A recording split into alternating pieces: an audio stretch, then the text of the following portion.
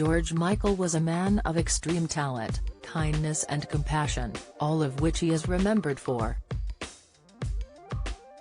But heartbreakingly, for a time George's name was also synonymous with scandal following his 1998 arrest for propositioning an undercover police officer in a Los Angeles toilet. At the time, George, whose story is being revisited in Channel 4 documentary George Michael, outed, hadn't felt ready to go public with his sexuality. But after the incident, the Brave star gave a defiant interview, telling the world he was not ashamed to be gay and confirming his relationship with then-partner, Kenny Goss. "I want to say that I have no problem with people knowing that I'm in a relationship with a man right now," the Wham! Star told CNN.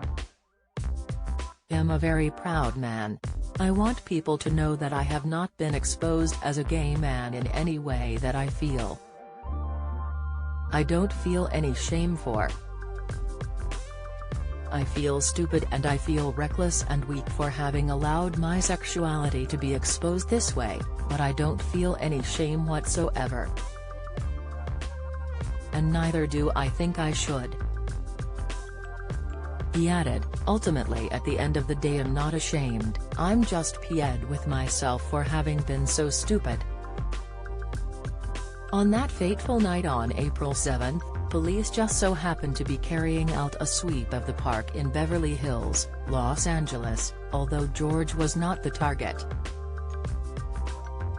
According to the singer, he was followed into the toilet block by a man who started playing this game, which I think is called, "I'll show you mine, you show me yours, and then when you show me yours, I'm going to nick you."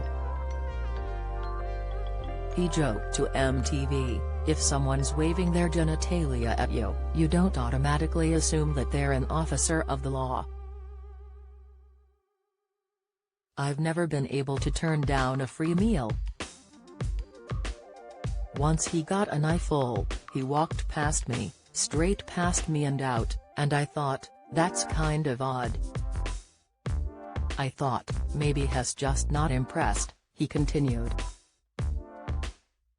"And then I went to walk back to my car, and as I got back to the car, I was arrested on the street." Arresting officer, Marcelo Rodriguez, however, disputed George's version of events, insisting he came out of the toilet cubicle and found the singer exposed and performing a sex act on himself.